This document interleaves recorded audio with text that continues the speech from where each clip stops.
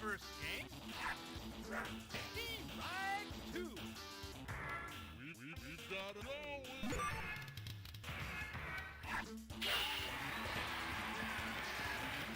One out.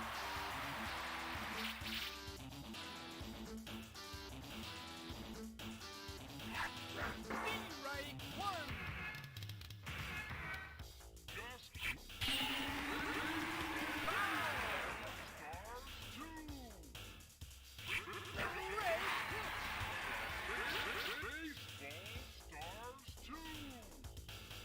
There's the pitch.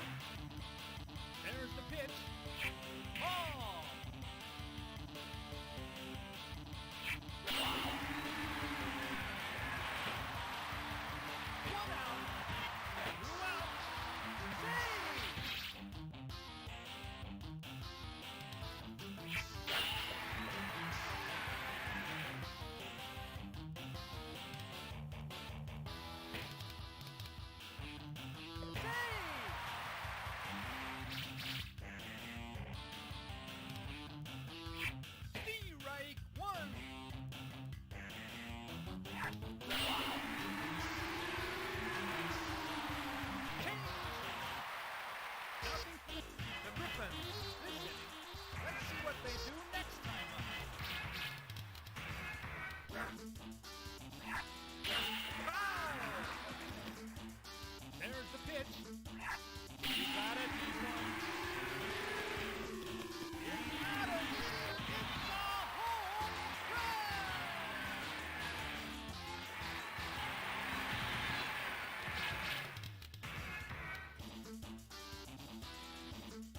Ready, right, one.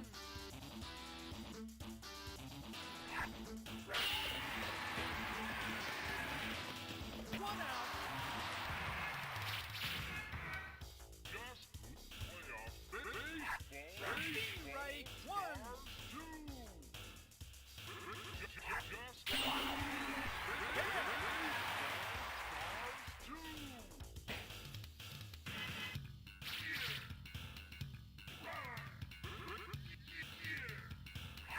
Ready, right, one. Ready, right, two.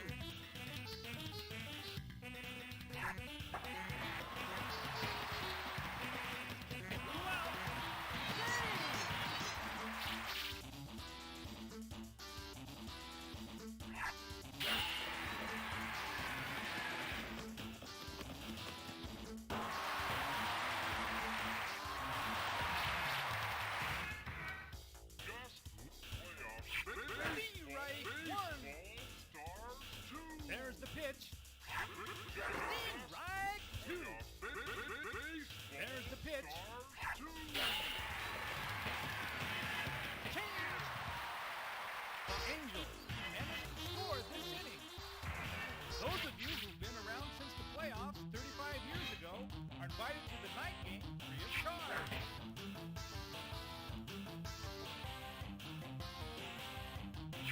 Ball. There's the pitch.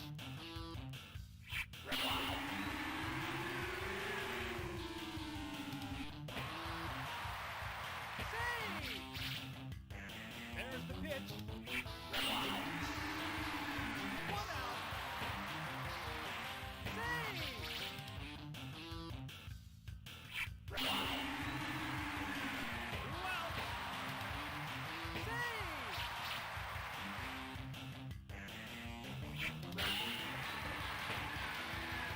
Save. The Griffins. Let's see what they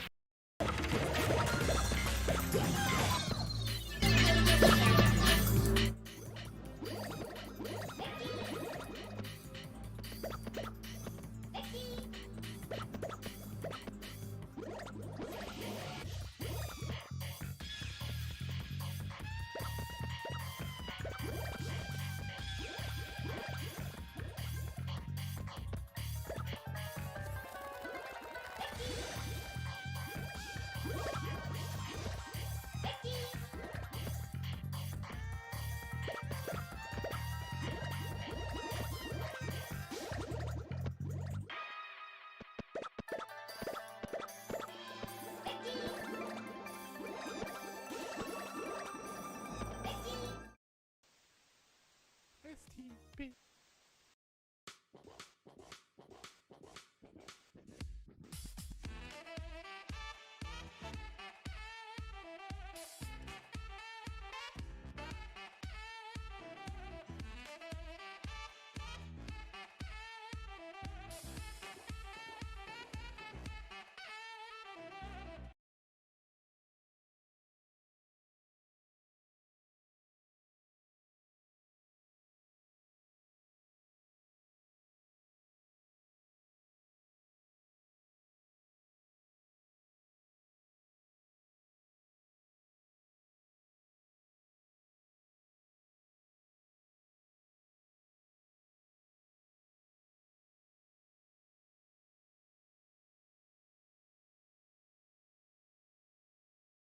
Hello guys and welcome back to the STPL. My name is Kix. It has been a long time, but here we are.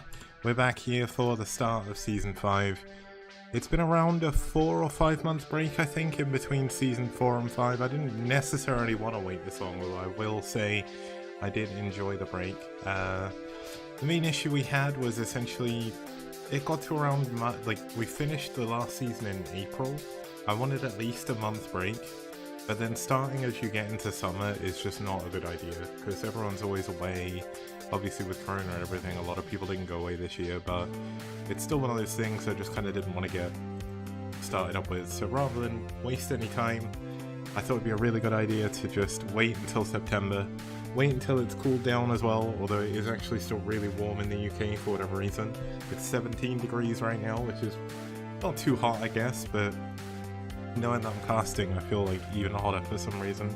It's all good though. The format is the same as the previous seasons. If you've not seen it before, I'll go through it quickly. It's best of 5 for the series in general. I needed to cut that audio because that's going to copyright strike me, I think, which is a bit shit, but oh well. Best of 5, all the games played are best of 1, set 1 to 4. The lineups are selected in advance. Both teams know about their opponents in advance and they know their opponents' races as random as banned. And all the games are played simultaneously, so we will see all 4 games regardless of the outcome of the series. They all also count towards the final statistics. Set 5 is only played if it's necessary. It is the ace match, and every player can compete again, as well as a player who hasn't played in the series if they want to bring someone else in as well. The maps for this season, we've got one less map than we normally have because I thought swapping out one of the 4-player maps each week didn't really make much sense. May as well just have 3 maps rotating constantly. We've got Blindside from Season 4. That was a brand new map in Season 4 that ended up being really popular. Got picked for BSL, I think, and it's also used in BWCL at the moment.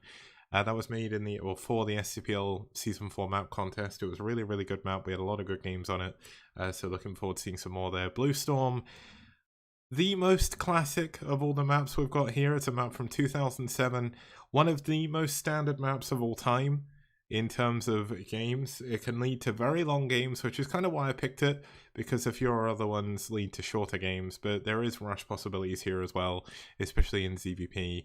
And to be honest, any early Zealot pressure is very popular there. Town Cross, another classic map, and apparently that is the end of the format. But Town Cross is another classic map, very standard. Triathlon, very non-standard, quite classic 2009 MSL map. You'll see it when we get into the games, but Arbiters of Cloaking Eggs, which make it a little bit harder to get around the map without vision. Stuff like that. And now 4-player maps, we've got Judgment Day, really fun map. That's going to be our first map today. New Electric Circuit, which is one of my favorite maps of all time from 2010. And we also have Holy World SE, which, I mean, it needs no introduction. It's one of the best maps ever. I just hope we get to see some Queen Infest this time, because last time we didn't, and I was very sad. But there we go. So, we're in the STPL studio again. I don't have my VR stuff set up again at the moment. I'm going to do that moving forward. It's just I was a little bit too lazy to do it today. And it's the first day, so I thought it'd be okay. I just want to get into the swing of casting again, because it's been a long, long time since I've done this. I guess it's one of those things where I kind of need to make sure that we get everything down to pat, because we need to make sure it all goes well. But even if I make some mistakes, it's not the end of the world. You guys are still tuning in, you still want to see some games, so that's what I'm going to show you. Now, there is a couple of changes this season regarding the teams.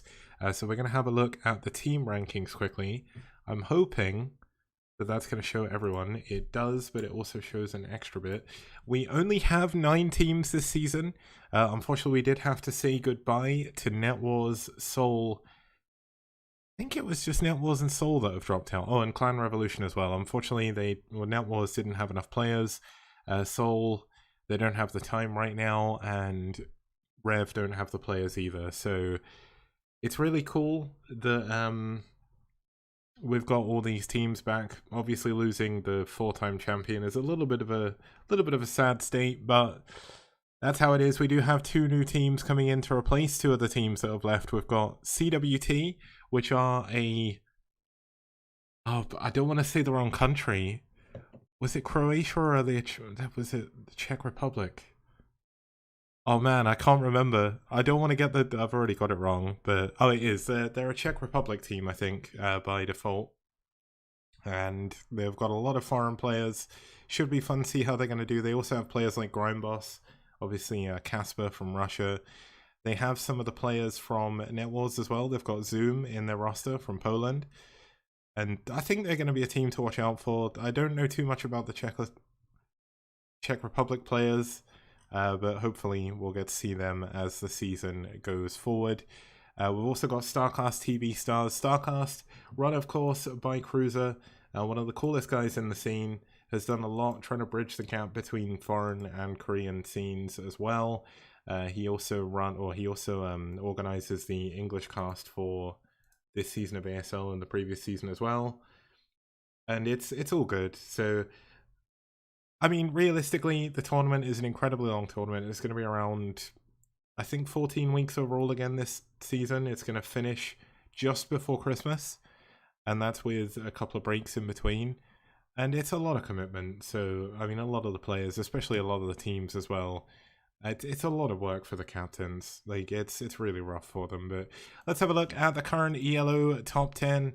It's been a while since we've had a look at this, but essentially, a lot of these players won't be playing this season, so I should probably put something in to be like, if their team isn't active, they don't appear. But technically, they are still at the top of the ELO rankings. I mean, Famasi hasn't played in the STPL for nearly a year, and he's still there. But we're going to have DeWalt this season. Koga is hopefully going to be signed up with another team. I think he might be on StarCast. Whoops. I think he might be on StarCast TV Stars this season, if I remember correctly. Let me double check the rosters. If anyone wants to see the team rosters, by the way, there is... I don't think he actually is on their team. Not yet, anyway. Hopefully he will do. I want to see Koga play. He's definitely one of the best foreigners at the moment. But if you want to see the rosters of the teams, you can actually have a look on the Discord. They've all got their own roster channels now, which they will be keeping up to date. And you'll be able to see where all the players are from as well. StarCast actually have Cadenzi in their roster, which is kind of cool, because I've not really seen Cadenzi play Brood War in a very long time. I know she plays mostly Europa Universalis 4 now, so that's how it is. It's just how it is, you know, it's all good. But let's have a look at our first couple of teams here to start us off for this season. We were due to have 2 matchups, but unfortunately due to a timing error on the case of one of the Korean teams, I also could have been a little bit more obvious about the time zones, and I wasn't. But Wiko unfortunately turned up way too late, and IRK took the walkover. But that's fine. We have a really cool matchup coming up here. We've got Psystorm fighting as the Bulgarian team, essentially. All of their players are from Bulgaria. They have a lot of players on their roster. I didn't even know there was that many players in Bulgaria that play Brood War, but they do have their own little local scene. Kiko, once again, still has one of my favorite player photos, and so does mitak. So I always love it when these guys play, because I always get to see the photos. But basically, not the strongest team all time. They've only won 7 out of their 49 matches. But they have been up against some very strong opponents, very strong teams. And Eon has not dropped StarCraft forever, I don't believe, because I believe he's on NAS. I think he's in their roster still, so yeah, he's on their roster, and he said that my map pool wasn't terrible, which is kind of insane. That's the first time he's ever said that before. But Psystorm, very cool team, very cool, fun games to watch from them. Their opponents are going to be Ash. Ash are one of the oldest teams in Brood War, as far as I'm aware. They started as a purely German team, but in the STPL, they kind of evolved from that and become a team with a lot of old legends. I mean, right here, we've got, like, KwarK. I know KwarK isn't a legend as such, but he's one of the only, like, good Great British Brood War players. He plays a lot more recently. He has recently become known as the bane of Artosis's life, essentially. So that's basically how it is. But we're gonna have Yeti swapping over from Net Wars to join Ash, so he's still gonna be playing in the STPL. He has got one of the best win rates in the STPL overall, so getting to see him play some more is always going to be a treat. They also have players, of course, like Cloud, Cloud, I think, is one of the more famous Italian players. I've never personally seen him play, but it's going to be cool to see him here. They've got Rat on their roster. They have, obviously, Radley, the Ghost King. They've just got loads of really cool players, and Dreamer, of course, as well. A very good player in the SCPL, has really helped turn things around for Ash in the earlier seasons, and he's back again. So kind of cool. Let's have a look at the lineups we're going to have today. So we're going to start off with the TVP between Kiko and Yeti on Judgment Day. I think that's going to be a lot of fun. We're going to have a PvP, of course, because STPL isn't the STPL without at least one PvP per matchup, because there are so many Protoss players. The funny thing is, recently I did a infographic, like a retrospective, and it turns out there's a lot of Protoss players. So, registered players, there are 195 Terran players, which doesn't surprise me, there's not many, 238 Zerg players, and 283 Protoss players. But then when you look at the registered players with games played, it actually looks different. Like, Zerg outnumber everyone by a long way, but we barely ever get ZVZs. We mainly get ZvPs for some reason, but that's looking a little bit more balanced. 107 for Terran, 161 for Zerg, and 147 for Protoss. So definitely a lot more players registered than actually playing. ZvP between Letalis and Cloud is going to be on Holy World SE. Hopefully we get to see some infests in that game, because there is a Zerg there. And then we're going to have a ZvP between mitak and Dreamer on Triathlon to take us into a possible ace match or finish off the series. Zerg are fun to play, but Zerg are the bane of my existence when I play Brood War. I barely play Brood War anymore, I'm going to have to be honest, because I get stressed too much playing it. So I just don't put myself in that position anymore. But whenever I played, I hated playing against Zerg as Terran. I always, I don't know why, I never hated TVP, even though Protoss are really annoying. I didn't hate it. I always felt like when I lost to something that Protoss did, I lost because I did something wrong. But against Zerg, I just have no idea what I'm doing, and I still don't. And I feel like I'm playing really well, and then I just die to Ultras, and I'm like, okay, well, I guess that's Brood War. But yeah, TBC is hard. People find it easy, but I don't get it. But either way, let's have a look at our first two players. Starting us off here is going to be Kiko. He's only played 11 games, of which he's only won 2 of them, but 2 of those were fairly recent, so this is a good way to move forward for him. He's also been up against some incredibly good players. He went up against a noob on Paradise, who was the #1 ranked ELO player in the STPL, so I mean, there's not much you can say there. And then you have Eon Zerg as well in his last 3 games. It's like, ooh, got a little bit unlucky there. But let's have a look at his opponent. It's going to be Yeti. Yeti, one of the stronger Protoss players in the STPL overall, rank 18 in the ELO rankings. I'm sure that will be going up this season.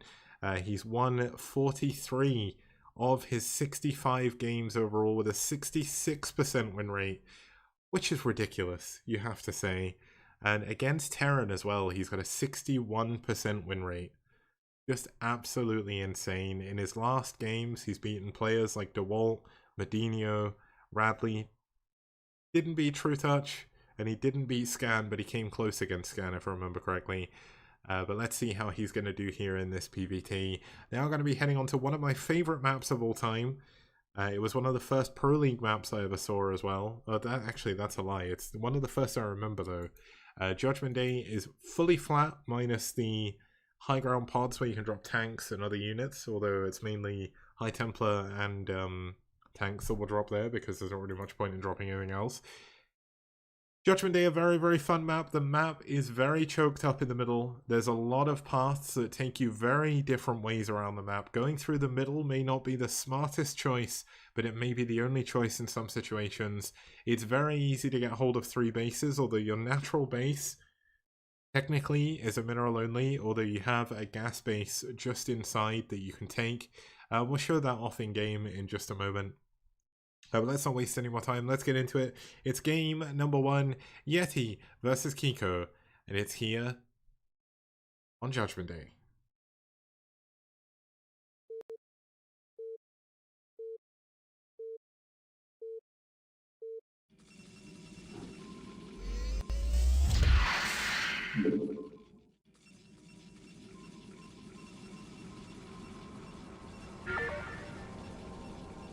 Okay, starting us off here in the top right hand corner, we do have the Peach Protoss player fighting for Ash from Poland. It's Yeti.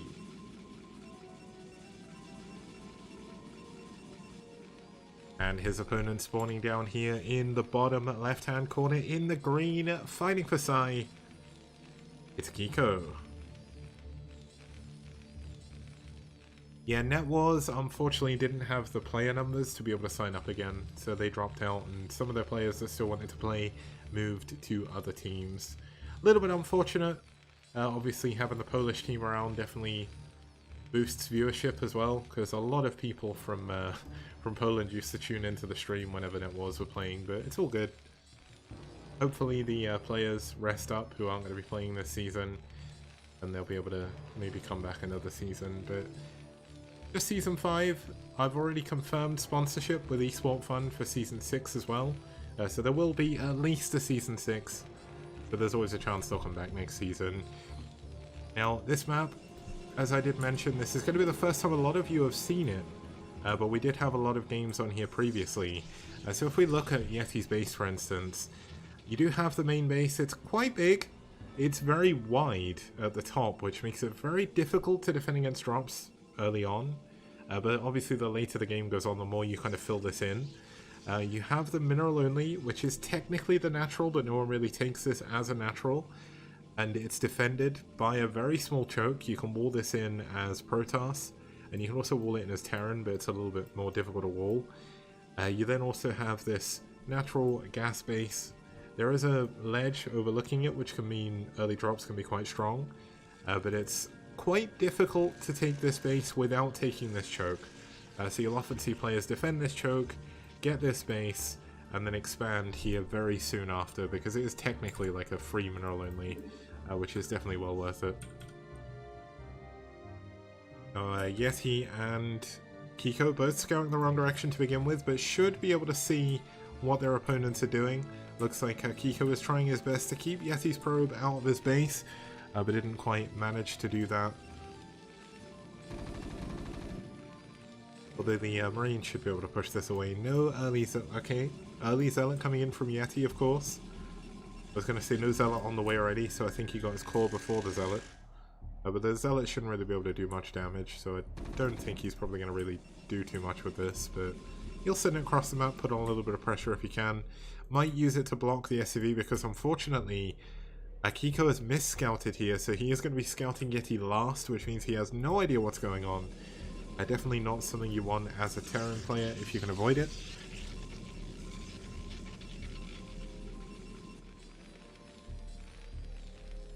First factory is coming along for Kiko here. Kiko getting in a position to defend against the early Zealot and the probe. Now a second SCV is going to be coming out here to check nothing untoward is going on. You can see Kiko maybe checking in here as well to make sure there's nothing hidden, although I think that was just the pathing. And here we go, looks like the first engagement of the game will be going down here. Looks like Kiko trying his best to keep his Marines alive, doing a pretty good job so far. Needs to micro that final Marine, does a good job but loses a Marine. Oh, is he going to lose another one? He only needs 2 more shots and that Zealot would have died, but unfortunately losing one of those Marines there, definitely hurting his minerals a little bit. It's only 50, but still definitely something you don't want. And look at this, oh no.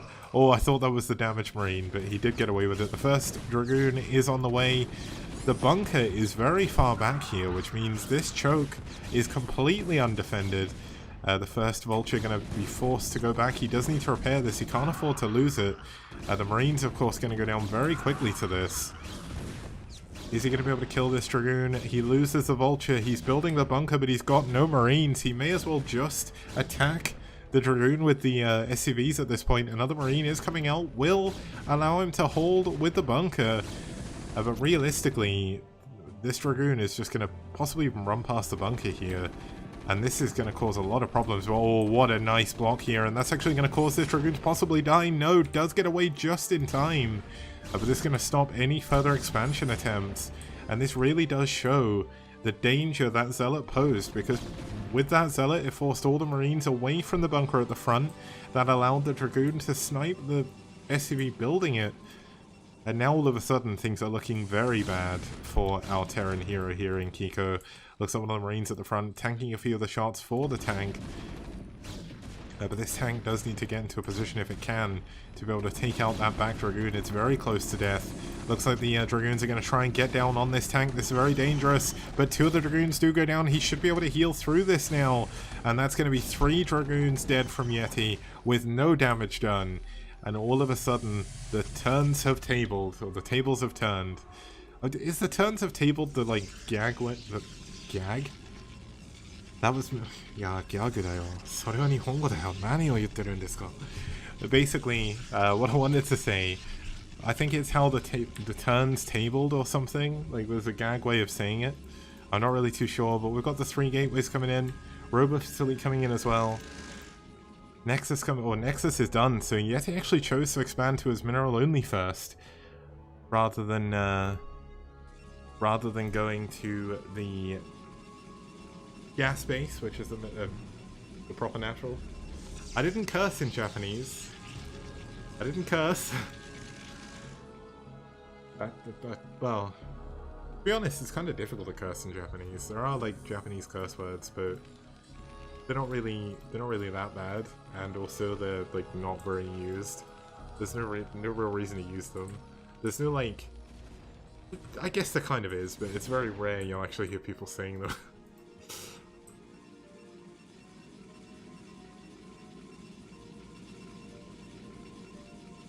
Okay, so with 3 gateways done, what tech are we going to see here? Obs coming in first. Are we going to see a Robo Support Bay after this, or is he just going to go straight into Citadel? Probably Citadel even. A Mind Flayer, even Koneyaro is kind of like, gets rude. It's kind of rude, but it's not really a curse word.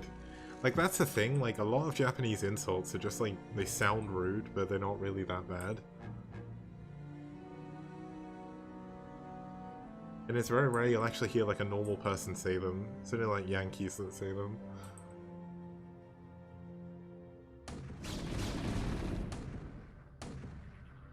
But either way, we've got a little bit of an engagement coming in here at the front because he lost so many Dragoons. Kiko is in a very good position here to do some serious damage. Siege is done. And oh, he's sieging up at the wrong time, possibly. One of the tanks at the front going to go down immediately. Nice target firing by Yeti, going to take out 2 of the tanks. Can he get a 3rd one? Yes, he can. The 4th tank is not firing because it's sieged. And if this tank goes down, this push is dead. But the Marines are still alive. They will be whittled down here by the Dragoons. Does he have Marine range? He get Marine range? There we go. That push has been repelled. And once again, the favor has swung in favor of Yeti. The swung has swung in favor of Yeti. What? In fung of Yeti. I don't even know what I'm saying anymore. That was a very, very nice defense there by Yeti. Good control. Taking out those tanks immediately was definitely the right call to make. He is going to move into a better position. Obviously, he does have his 3rd base up and running now. He will have his 2nd gas, which allows him to go into his tech units, which he had to delay a little bit given the fact he went for the mineral only as his 2nd. We see some scans coming in, just kind of checking what's going on. Vulture running out, dying. Unfortunate for Kiko. Mine's getting cleared up already. But it looks like Kiko just going to try and get ready to delay a possible 4th expansion as quick as possible. Cadenti is probably not active again, but she is on the roster. I don't know how much Cadenti actually plays Brood War anymore, but if you look up Discord, she's always playing EU4, so I'm not really sure, but Cadenti was so good that she could probably still be very, very good regardless. Observer coming into the natural of Kiko, seeing everything that's going on. Knows there's nothing too big to worry about. Going to go into the main, see the factory count as well. Now that push was only off of 2 factories at the time. 3rd factory did come up afterwards, which meant it was all of Kiko's tanks. Losing all those tanks in that early push means he has very little firepower moving into the mid to late game. So he is going to have to do his best to turtle up until he can get to 2-1 and until he can try and take a 3rd gas base. Now of course the mineral only here is not going to help him too much. Allow him to go into a lot more vultures though, which means we should have a very vulture heavy composition from him. But obviously the early minerals does help him get that 4th command center a little bit quicker if he can afford it. But it is going to be the problem of knowing that Yeti has a vastly superior armory at the moment. They did trade pretty evenly, but Protoss do build up a lot faster. We've already got 7 gateways from Yeti here. Citadel is done. Templar Archives coming in. Now there's going to be a Forge first. and then a Stargate. Templar Archives coming in, so it is going to be Arbiters behind this. 4th base is coming up as well for Yeti. And Yeti is looking in a very strong position, moving in to this mid-game.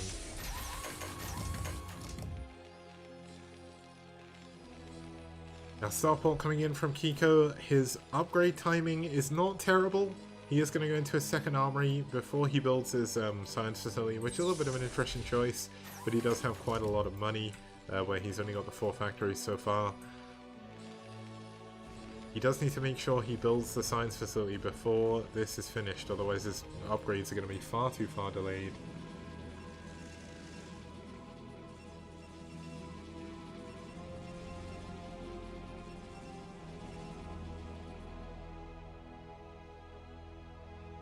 The Vulture's kind of hitting around on the map. Oh, they're going to catch a probe before it can expand. This is a very big pick-off by Kiko, actually. And he does need to like, the trouble with Terran is Vultures are good. People always say they're free. I know they're only 75 minerals, but the real power of the Vulture is the Spider Mine. Now, if you watch the latest day of ASL, the amount of units that Stork lost to mines, just because he wasn't keeping an observer with his army or with his units that were running around because he thought he was so far ahead, that's what you have to watch out for, and that's why mines are so important. If your Vulture dies and you still have mines, that is a waste. You need to lay every single mine. Even if you lay it in your own base, that's still better than wasting it. And that's something Kiko definitely needs to look out for moving forward. Now 2-1 is going to be coming on along the way here. Extra depot obviously being added on. 5th factory has been added on here. Looks like we do have a tank blowing up something. Oh, he blew up his bunker. I guess he gets it out of the way. He doesn't really need it anymore. But are we go? Oh, looks like we're going to have... Oh my goodness. He killed 3 tanks with that Vulture bomb. Oh, and he's going to get away with the Vulture as a Zealot as well.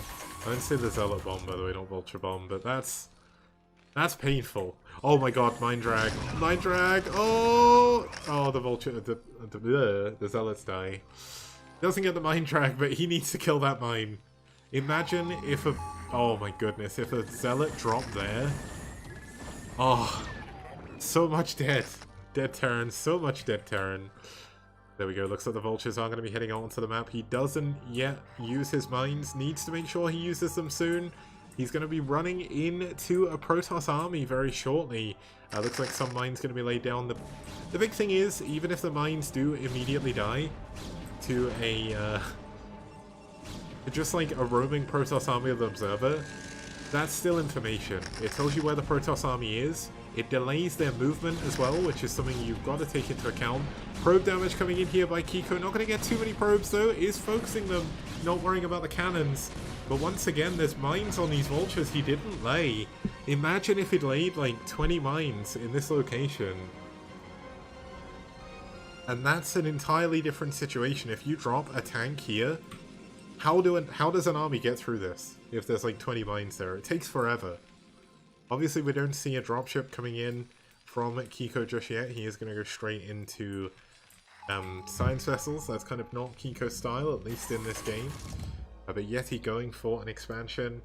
Kiko looking for the army, doesn't quite find it with that scan. But should know there is a base in the top left-hand corner.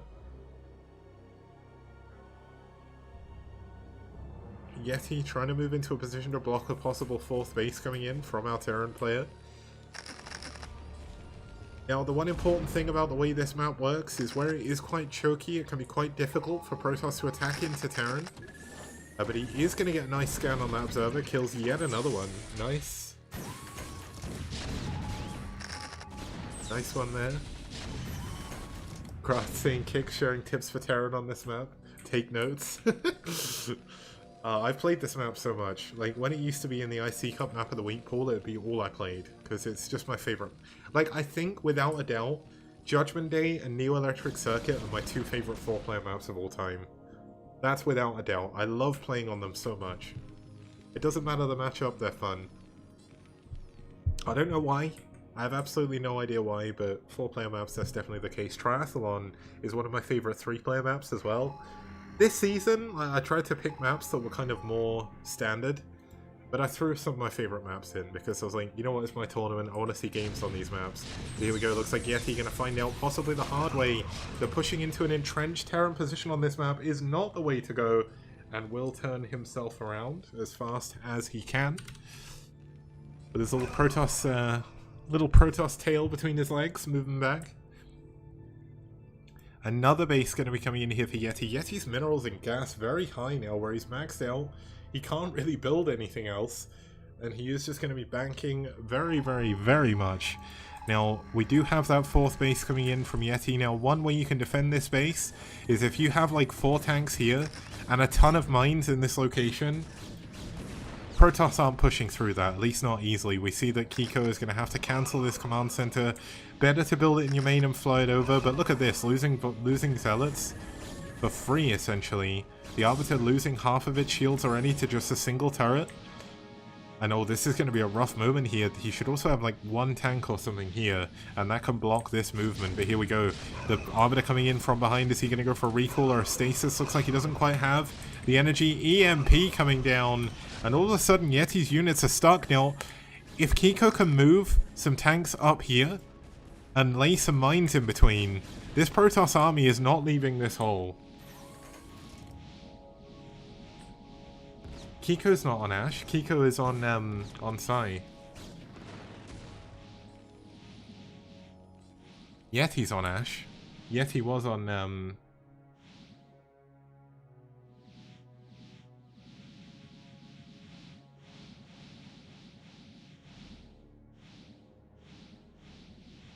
Oh wait, is Kiko on Ash in another tournament or something? I don't keep up with other tournaments as well as I should do, but looks like we are seeing Kiko make some... Oh my goodness, the mines. This is why you lay a lot of mines everywhere. It's just free damage. It's free real estate.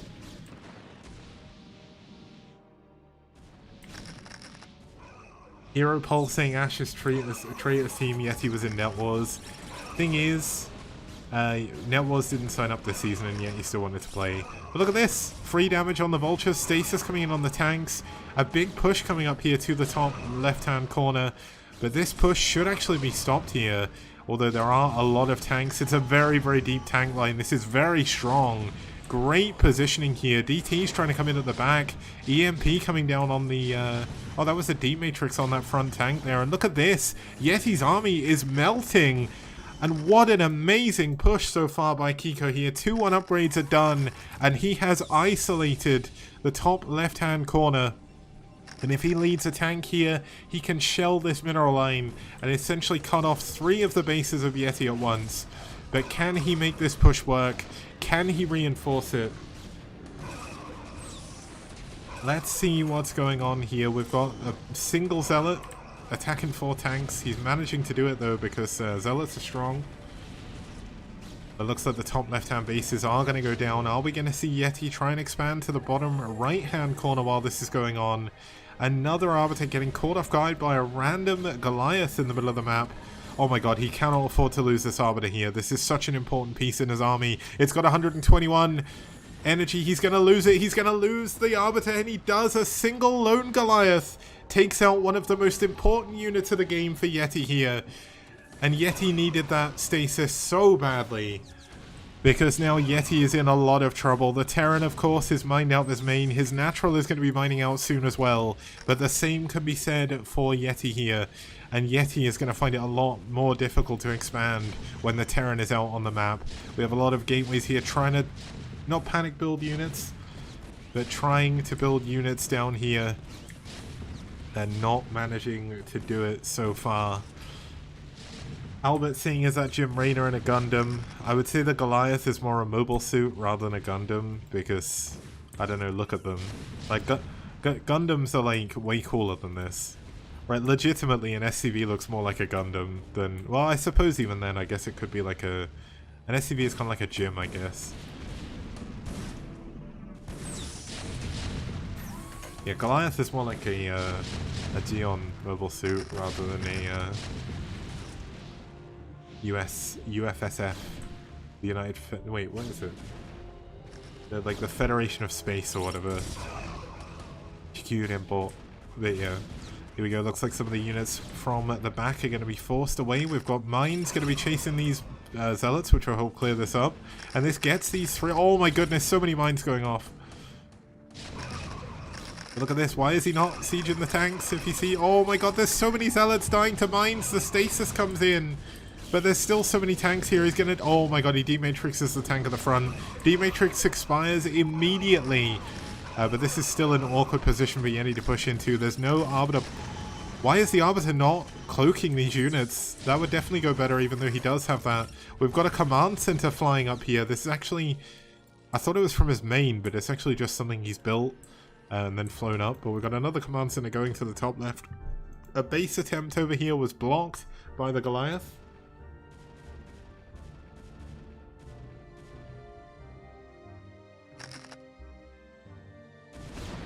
Now, units are going to block the reinforcements coming up here from the bottom left, which is definitely something to be... Oh, well, this hero got... Oh, this is a different Goliath. It didn't get a kill, so... I'm not too worried about that one. But more vultures moving in the way, putting a load of mines down. The probe does get here, which means he should be able to expand.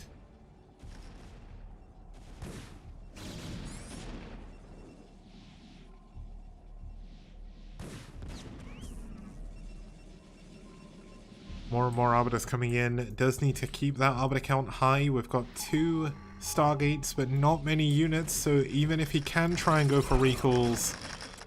Oh my god, the mines are doing so much damage, but they're also killing other vultures. Like, Yeti has got a big bank, but he doesn't have many bases anymore. He's only mining from 2 bases. The next base attempt was cancelled again. The bottom right is very easy for Kiko to be able to assault. But the issue is, Yeti may have a lot of money saved up, but if he messes up some recalls, all of a sudden that money is absolutely worthless. Now, is he going to go for a stasis on this top left-hand base? It looks like he will. But look at the tank spread. Only 2 tanks being blocked by that stasis, that is definitely not worth it. Mines being laid at the front, there's no observer with this army at all. So these mines are going to be doing a ton of damage again. This is such a small choke to be able to push into. It's essentially like pushing into a main base here. But looks like he is going to be able to break in this base. Can we see some reinforcements coming in from Kiko? He's got 3-2 upgrades. Is he going to move up and try and defend this? Or is he just going to let it die? Obviously, knowing that his opponent doesn't have realistically anywhere to expand to at the moment, he should feel pretty safe. But Kiko is in a lot of trouble. He has no expansions. He's got a command center here, but expanding to the top left opens up this base to attack. Kiko is not mining the minerals here. He's got a lot of SCVs that are completely idle over at his natural expansion, so he needs to get mining those minerals soon, or he is going to be completely mined out. Looks like Kiko wants to try and put the nail in the coffin here, but I don't think he's going to be able to. There's not enough units. This is like half an army at the very least. At the very most even, should I say.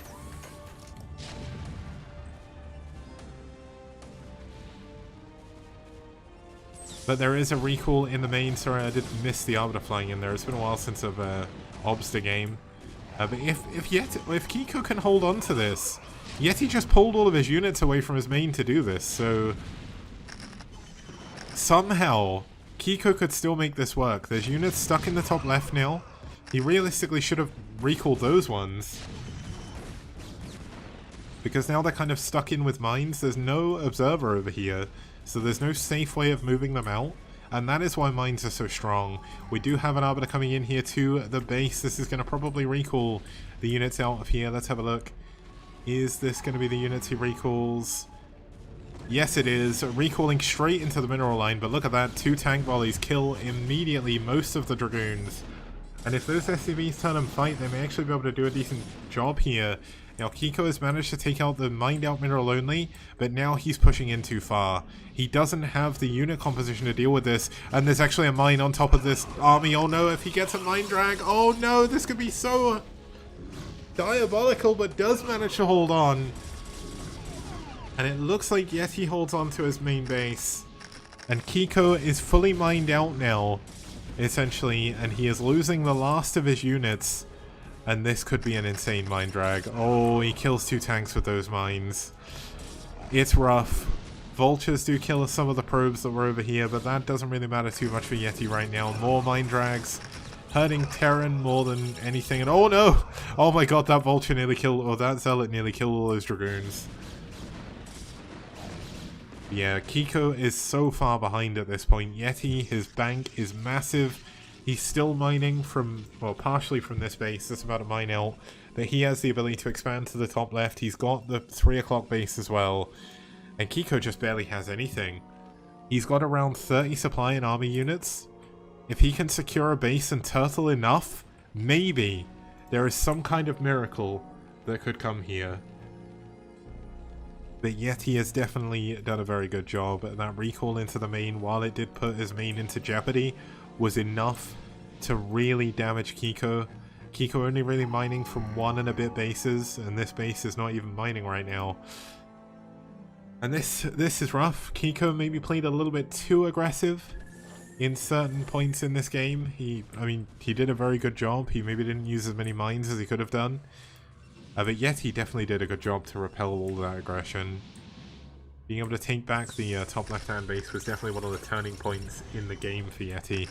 More mines going off on Protoss units. I don't even know where those units died, but I heard a Dragoon die to a mine. Yeah, I don't even know where that was. Oh well.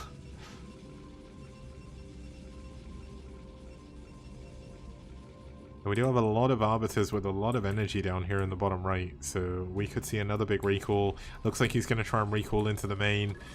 This is going to be able to go through it. Observer actually being used to tank some of the units. Recall coming into the main base. This could very well be the nail in the coffin. Kiko isn't really in a position to be able to defend against this. The units are stuck behind a choke point, but the tank is not in position. The Goliaths are moving forward here, but they're not really going to be able to do too much. I guess the Goliath is kind of like a gun tank, I guess. It'd be completely useless in space as well. It is just literally the gun tank, isn't it? There we go. D-Matrix on one of the tanks at the back here, going to keep that alive. The tank in the main base being mass repaired and surviving. A lot of the supply depots going down. He's pushing way too far forward with this tank, by the way. If he'd have kept that further back, he probably could have killed all these units. But looks like we are going to see another set of units come down here. We've got another base attempt coming up here in the top left by Yeti. But this is really the main focal point of the game right now, because if Kiko can hold on, maybe there's a chance here. But if he loses all of his buildings here, he is going to be dead 100%, dead to rights. And I think that is going to be what's happening here. The final remaining bastion of hope here. The 2 tanks, both of them with an insane number of kills. But that is one of many recalls. And there's still units here to be recalled. I mean, this is rough, and that could have been an incredible mind drag if that got all the probes. But unfortunately, we don't always win.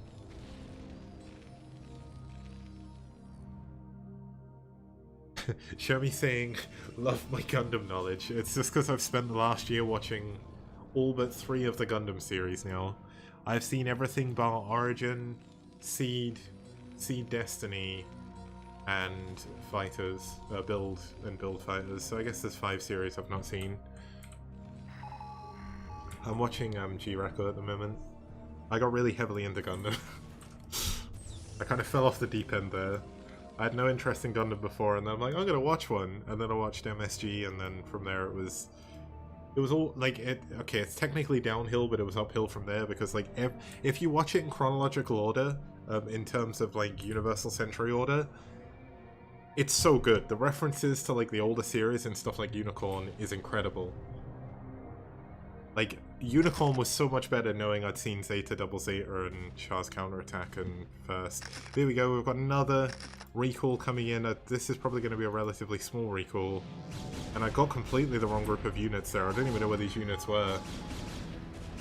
But yeah, this is probably going to be GG. I don't think Kiko can hold on anymore. He's got no units back at home. His only units are really defending his only mining base. And he can't survive.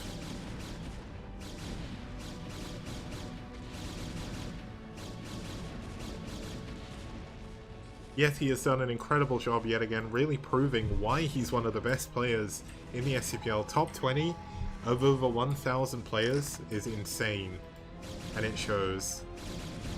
What an incredibly played PvT here.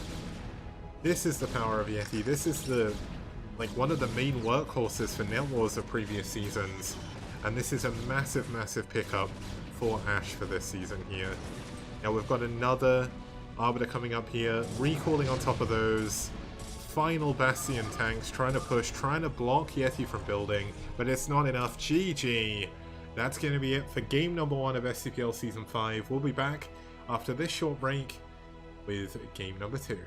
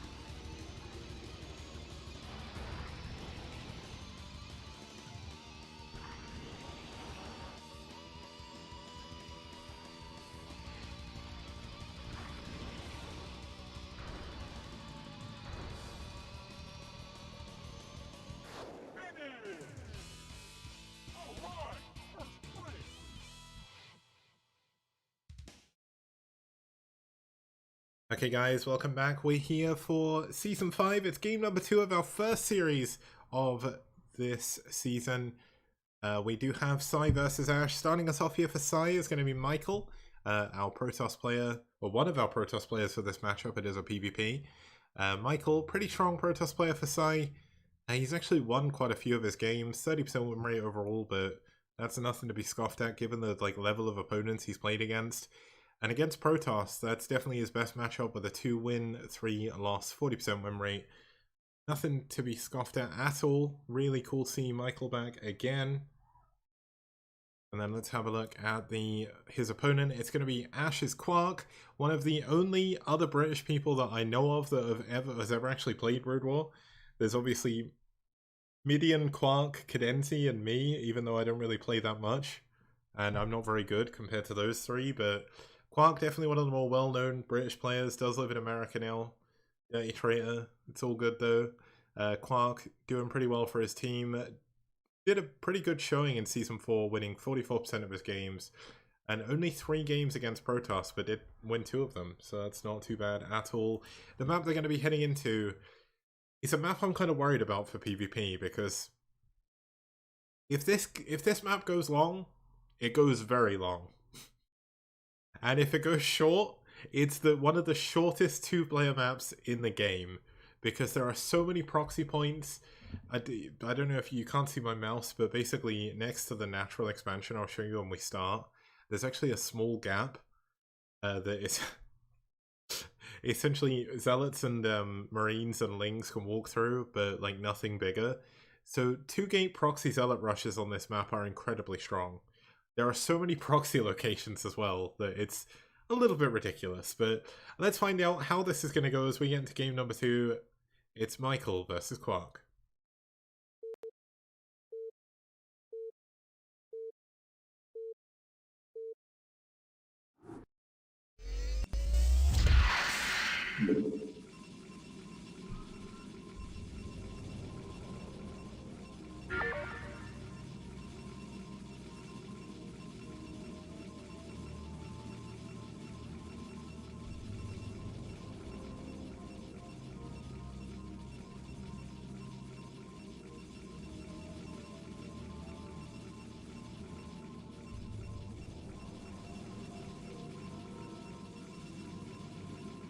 Okay, starting us off down here in the bottom left-hand corner, already doing something a little bit crazy. In the pink, fighting for pSi, it's Michael. And his opponent, none the wiser, starting us off here in the top right-hand corner, in the blue, fighting for Ash, it's KwarK. Now, what I tell you, this is a good map for proxies. Let's zoom out and have a quick look. So this is the small little gap that I was mentioning before. Zealots and things and marines and medics and firebats can fit through there, but nothing else. You can proxy here, you can proxy up here, you can proxy down here if you want, you can proxy here if you want as well. There are so many proxy locations, and it's very unlikely KwarK is going to check all of them. Now, let's have a look at KwarK's vision. Look at this. Straight through the middle, none the wiser. If KwarK does not build a second gateway completely by chance, then KwarK is going to be in a lot of trouble.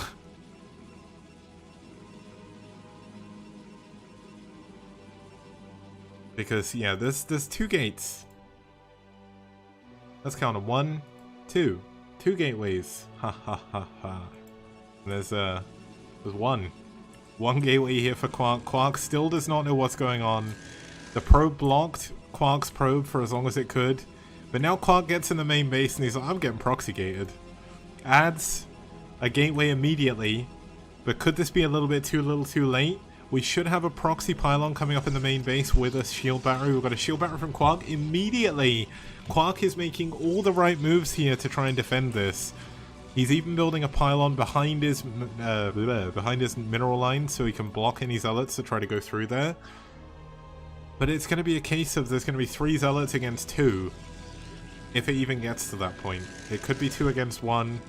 No, it wouldn't be 2 against 1, it would be 3 against 2, but it's going to be rough.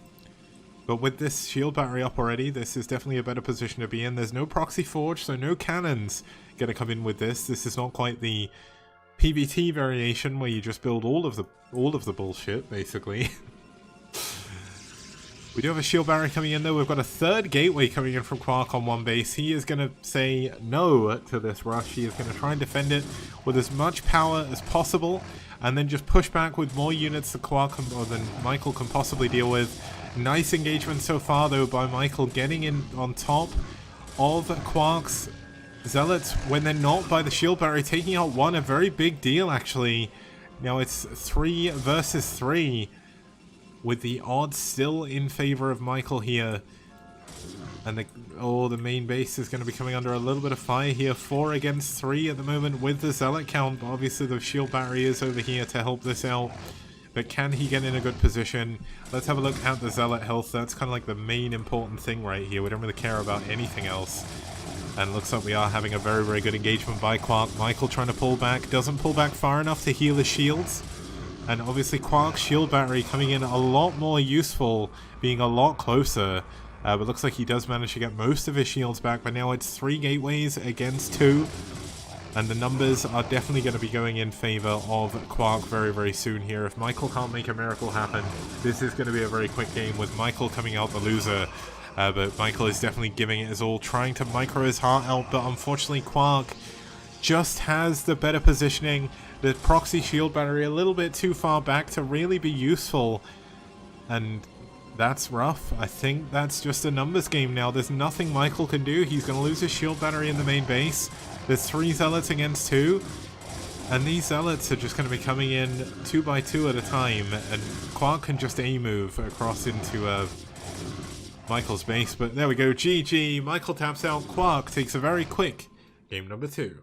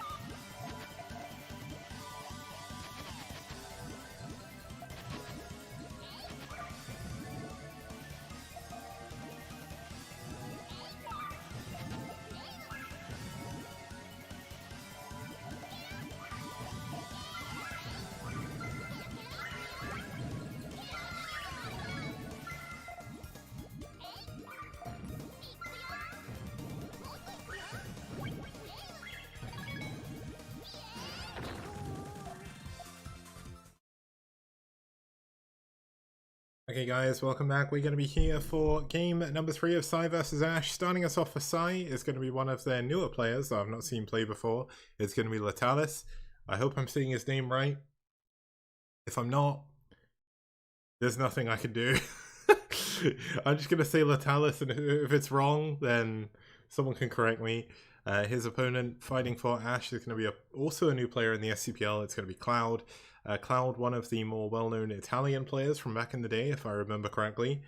I'm not 100% sure on that. I feel that's what it is, so I'm hoping that is going to be true, otherwise I'm going to look like an idiot. But the map they're going to be heading on to is one of my other favorite maps, Holy World SE. Really, really fun map. We've had a lot of really good games on this map, which is why I picked it again. It's first used in the 2009 Backers-on Game Net Star League. One of the best Star Leagues, by the way. We do have the kind of holy motif in the middle with the neutral command center, which we could see Queens going for some infests throughout the season, which I hope we will. The main bases are surrounded by outsider style bases, which are very easily taken. If you secure your natural, you can essentially secure 2 other gases. You can secure 2 other bases, 1 gas, 1 mineral only, very, very easily. We've seen some very long games on this map, so I'm hoping we'll get a little bit of a longer game after that 4-minute one. But there we go, let's have a look. We are heading into game number 3.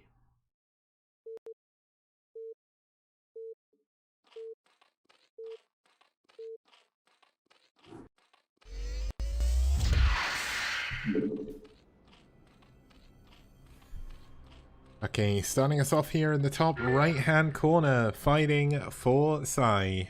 It's Letalis, a Zerg player.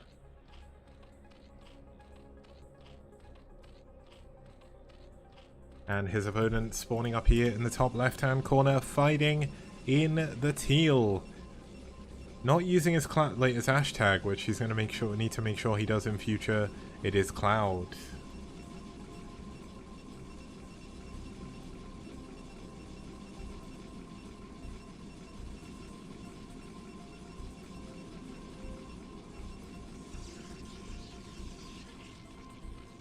Okay, it's going to be the first PvZ I've seen for a while, but it's going to be the first of 2 today. The next game will be a PvZ as well, so if you're a PvZ fan, this is definitely the right place for you.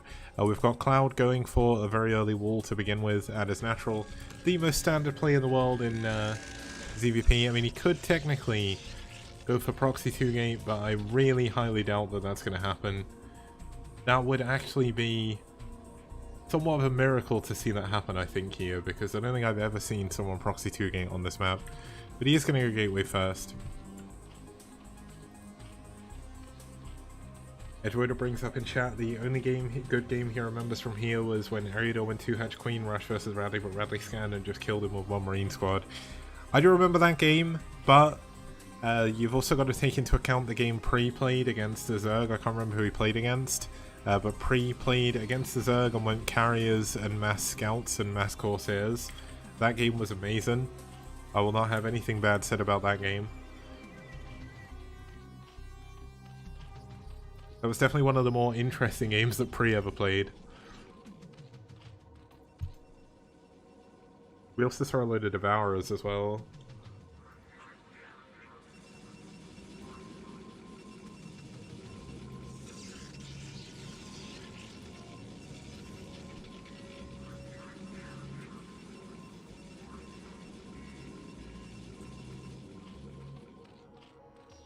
Okay, the probe is in the main, should be taken out by the Zergling eventually. Realistically, you want to keep the probe alive in the base as long as humanly possible so you can keep an eye on what the Zerg is doing. Letalis is actually planning on going for a... This is 9 pull speed, isn't it? So he is going to be going for a bit of an early rush here, and Cloud knows about this, so he's already got a probe here as well. He's going to be able to go for a cannon quite quickly. And I get the feeling this rush isn't really going to be able to do too much, although he is transitioning out into drones, going into an extra hatchery, and going to try and go into a more standard game from here. But going 9 pull speed is definitely interesting. Gas is up for Cloud before the Nexus, but that's also leaning towards a bit of a weird 1-base play here. Kind of a little bit confused of what's going on.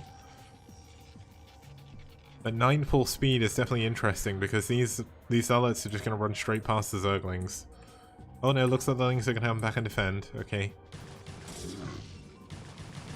Okay, the probe is taken down. The lings are not enough to take on these zealots alone, but he can't afford to run into his main base because if the zealots sit on this ramp, he is not leaving his main.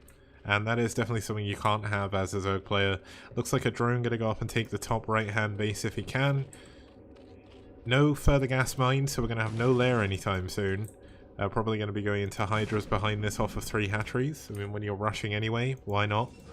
Stargate coming in, so this is a 1-base Stargate play. This is definitely a strange build order.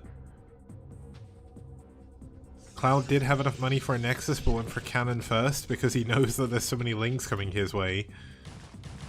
Oh my god, I think the gateway's gonna die before the cannon finishes, right? Is the game just over? Is this another 4-minute game? Do we not even get the 6-minute curse anymore? We just get the 4-minute curse. I need to change the, oh my goodness. So let's keep most of the Zerglings at bay. The cannon about to finish. Can he save the gateway? He needs to save it. No, he's gonna lose it. The gateway goes down. And that is the vast majority of his production. And guess what? The 1-base Corsair has been scouted. And Letalis is in an incredible position now, because all of a sudden Cloud is building his Nexus, incredibly delayed, by the way. He is up against a Hydra Den. Gas is being mined again, but I don't think it's going to be a lair. I think we're going to see Hydra speed and range come out of Letalis here and go into a quick Hydra rush. And Cloud is going to be in a lot of trouble. A lot of trouble here. Obviously, the Corsair are going to get a couple of Overlords, which is definitely worth it. That will supply block the Zerg, force another couple of Overlords, which will delay the Hydra timing just a little bit. But one Corsair on its own takes a very long time to kill an Overlord. Interestingly, Letalis sent both of his Overlords in the same place, so that makes things worse. Now, the Corsairs are actually going to give him vision of the Hydra bust before it comes, but he doesn't actually have the money to be able to deal with the Hydras. He's building a lot of Corsairs, which are going to do absolutely nothing, because Hydras shoot up, and Corsairs do not shoot down. And unless he spams cannons, he is going to die. Now, the Corsairs go into the main, see no lair, go into the natural, see no lair, gonna see some Hydras come out. I think it's the Cloud, from what I understand, the Italian legend, although I'm not 100% sure. Edgewater's saying the dick guy, I don't know what that means, but now I'm almost kind of scared to find out. But so many Overlords are going down, this is actually really worth it. Cloud making these 1-base Corsairs work. He was in so much trouble, and all of a sudden, Letalis can't build any Hydras to attack him.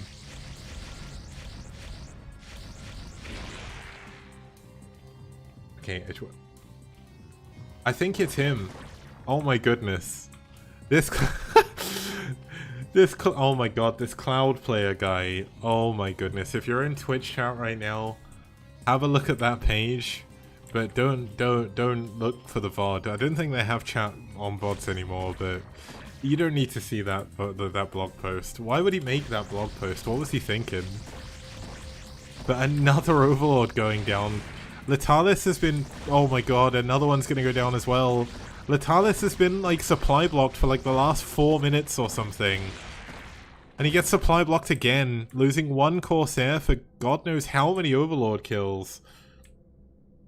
And when we get in the next break, I want to read that blog post, because the name of that blog post is enough to make me wonder what the hell was that guy smoking when he made that. But meanwhile, back at Cloud's base, we do have 2 gateways, 3rd gateway coming in, so 4 gates overall, 5 gates when we count that one as well. Templar Archives coming in. This is quite late, which means the Storm is not going to be ready for when these Hydras do eventually start coming out. And now the 3-hatch Hydra bust is going to start to hit, even though it's so many minutes later than it should be. Cloud still didn't build a ton of cannons. He built so many gateways and no defense that even though this Hydra bust is so unbelievably delayed, it could still actually work. And that is not something you want as a Protoss player. Dying to a Hydra Bust feels bad, but when you've delayed it by like 3 minutes and you still don't have the defense, that's when it feels real bad. No lair though for Letalis, so Letalis doesn't really have a way out. He is going for his 4th hatchery here, which is going to help him transition eventually. But he is going to have to try and find some damage because he spent a lot of minerals on Overlords there. And because he didn't have enough Hydras to defend, he just kept losing Overlords. And he couldn't attack either, but here we go. Looks like there's a lot of Hydras now, more and more Hydras streaming across the map. We are going to have a transition into a few drones, lair coming up as well. So it's not going to be a full all-in here, but this is only 3 cannons. I don't think 3 cannons holds this. Probes are going to have to be pulled. Okay, it looks like the Zealots and the cannons doing a pretty good job so far. How is he holding with this few units? Letalis, I feel, could just A-move, but then he doesn't actually have that many Hydras remaining. 3 cannons should be able to hold this. That's insane. What a weird hold. How did that work? How did he hold that? With like 4 Zealots and 3 cannons. There were so many more units. Maybe there was too many Lings, but it did feel like he had enough to break. Like, I'm so confused how he didn't break there. That's weird.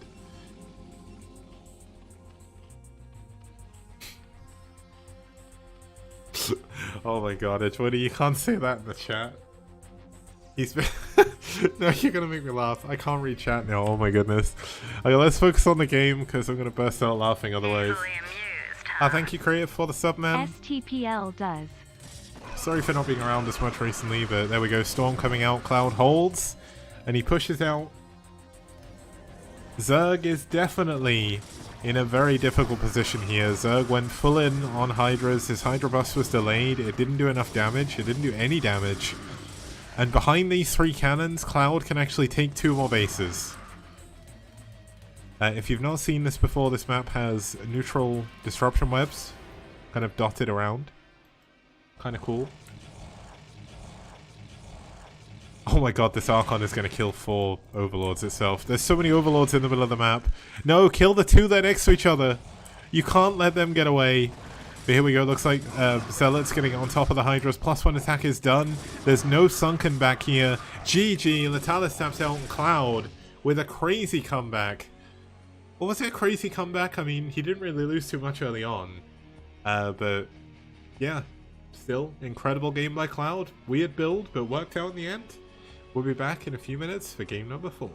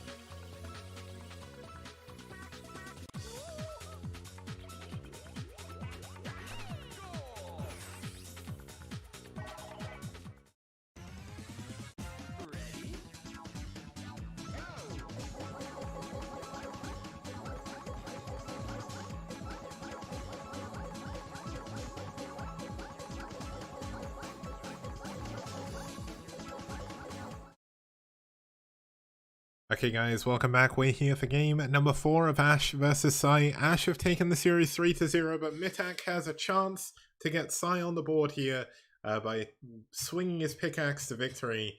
Can he dig his way out of the hole here, or is he going to be the one digging even further down?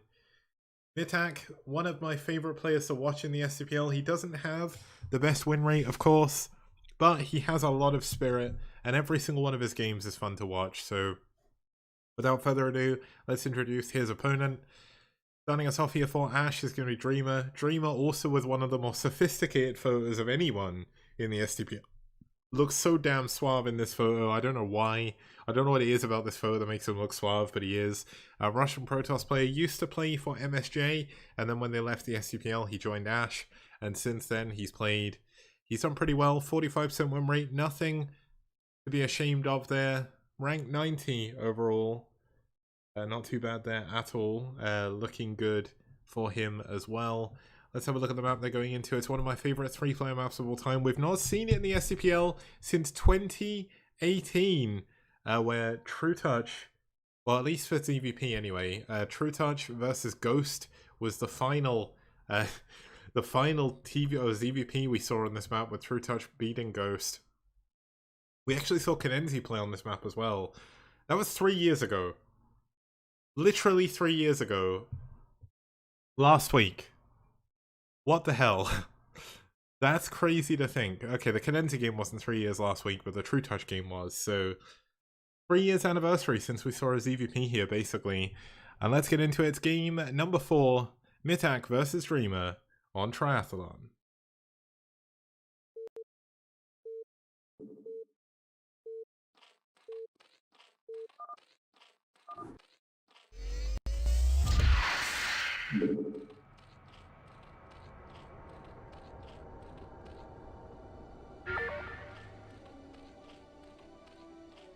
Okay, starting us off here in the 12 o'clock position in the pink, fighting for Psi. It's mitak. mitak also needs to use his clan tag. Rust, if you're still watching. And his opponent spawning down here in the 8 o'clock position in the green, fighting for Ash. It's Dreamer.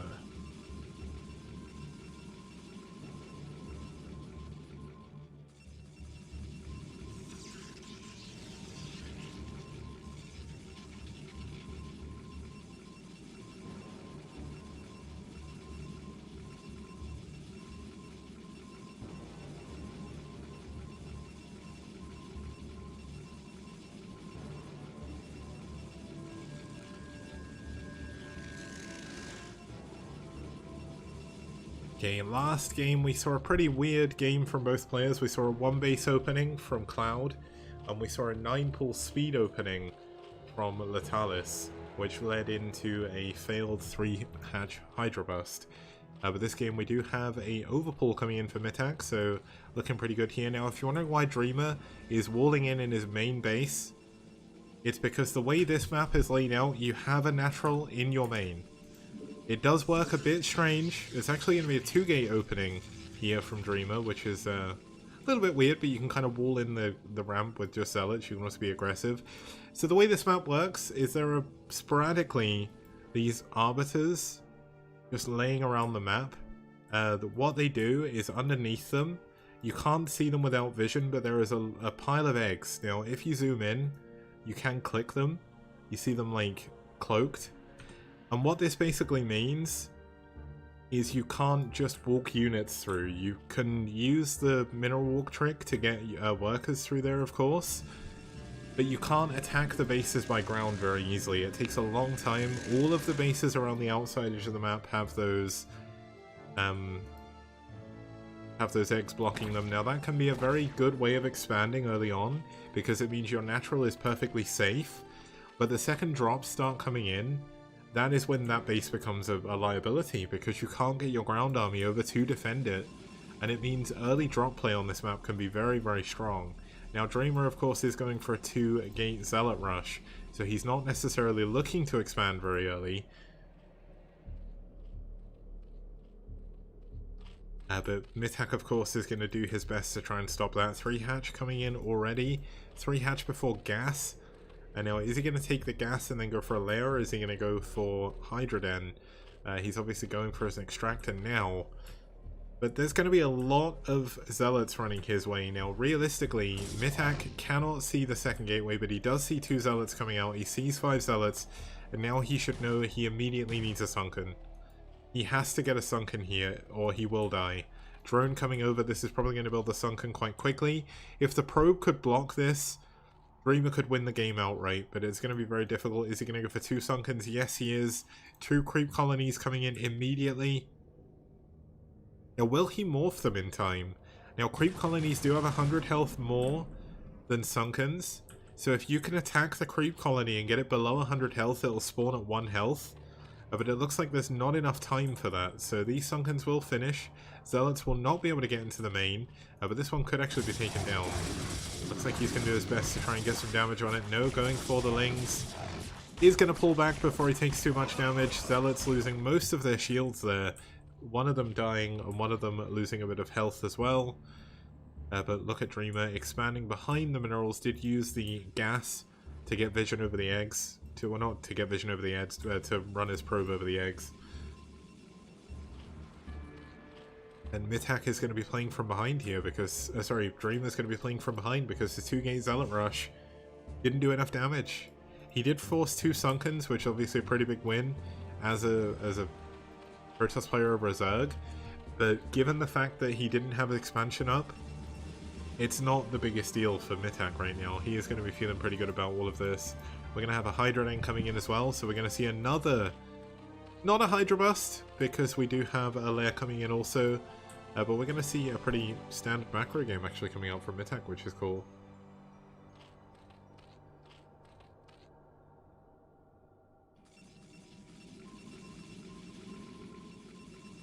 Overlord, of course, going to see everything that's going on.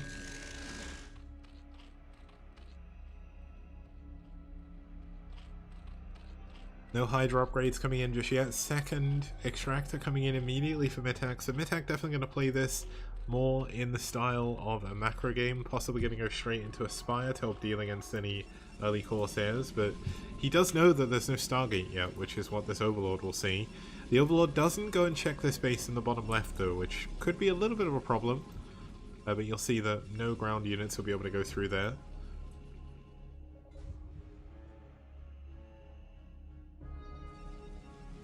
Overlord going to go back and check for this natural, because mitak must know that his opponent has expanded by this point, but he just doesn't have any visuals.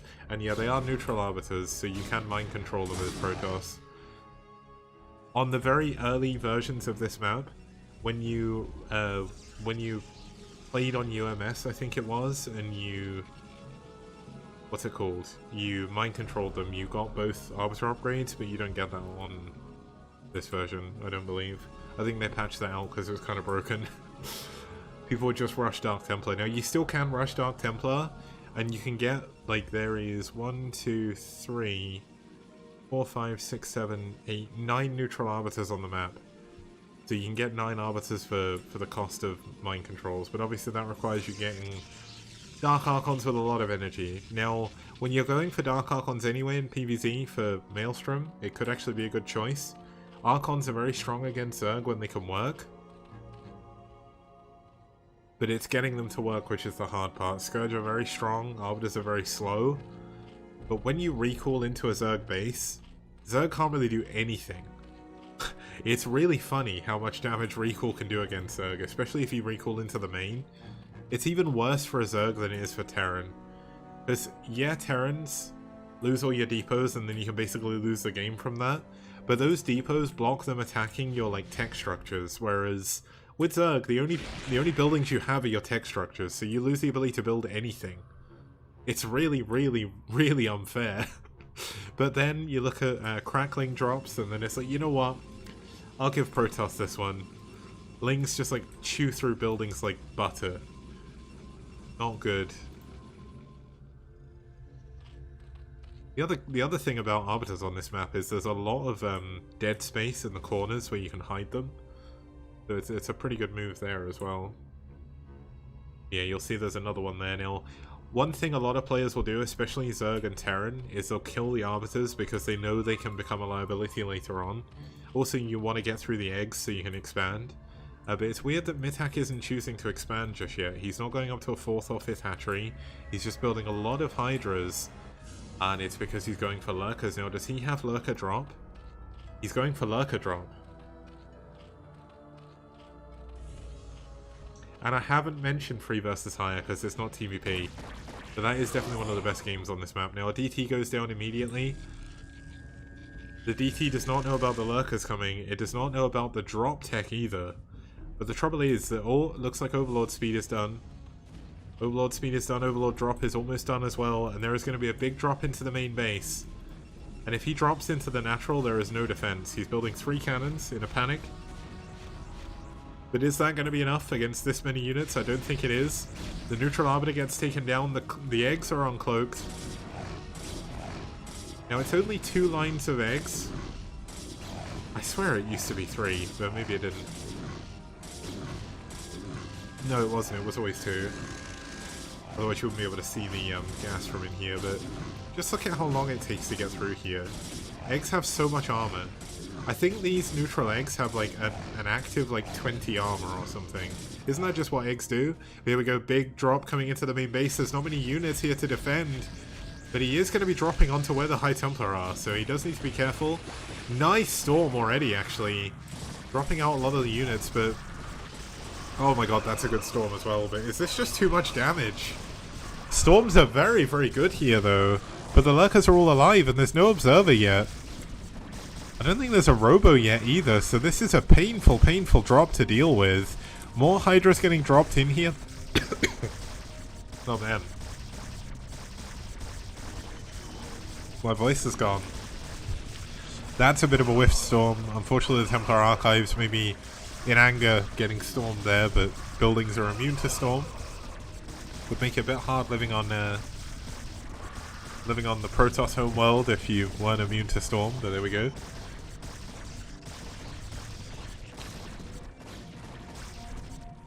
It looks like he is going to be able to take out some of these units, maybe, but the Lurkers are... it's really weird, the Lurkers are barely doing any damage, they're just killing buildings. But this is a lot better of a position. Look at this, so many probes going down. 28 probes against 24 drones. This is definitely not looking good for our Protoss hero. Looks like mitak is going to get Psi on the board here. It is only a game of pride for him here, but he is going to get a quick win here on game number 4.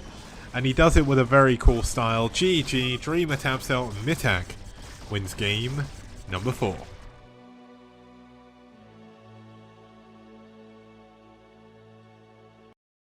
So of course that is going to be the end of the series. I just need to make sure we add the win there for mitak. Where are we? It's not going to matter too much because Ash do win the series overall, but that's all well and good. Let's have a look at the results screen and then we're going to wrap up for today. Of course, we were due to have 2 series today, but one of the teams unfortunately got the time zones mixed up. So we only got 1, but there we go. It probably helps my voice actually. Having a look here, obviously 3-1 victory here for Ash. Yeti taking down Kiko, KwarK taking down Michael, Cloud taking down Letalis, but mitak bringing it back at the end with a really, really nice win on Traithlon. Keeping the hope and spirits alive for Psi moving forward in the tournament. That is going to be it for me today. Thank you very much for tuning in.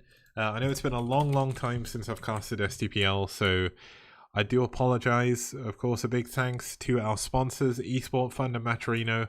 If you do follow the link in the threads, I'm going to update the link on the Moobot as well. I forgot to do that. You can donate to the prize pool completely free using one of our discount codes. I'm going to get you a link just so you can do it. You can sign in with so many different accounts. Also go to the other link that just got posted as well and sign in and take those codes as well. We've got 50 codes overall. 9 of them have been claimed already. You can add 30 cents to the prize pool with them. Unfortunately, we don't get 50 cents anymore. They seem to have lowered that. But because of your guys' contributions and because of all the amount of money that we've given out, we did make it to partner status with Maturino. We're one of their verified organizers. And it's really cool to be able to say that, because realistically, what else could I possibly want? It means it shows our sponsors that you guys care. Esport Fund, of course, donating $1,000 to the prize pool this season. We're gonna try and go for a $2,500 prize pool. That's gonna be the largest prize pool we've ever done in the STPL. Highest so far is 2,000. So if you want to help out that, please do head on over to the Matrino link. If you do give anything, big thanks to you, and obviously a big thanks to our patrons as well, some of you have stuck with me even though I've not been streaming, so thank you so much for that. That money is all going to go to this season's prize pool, so do keep an eye out for that as well. Once again, big thanks for tuning in. I'm going to find someone to host, and I will see you guys on Wednesday for some more STPL action. Have a good evening, morning, or night, wherever you are. See you soon.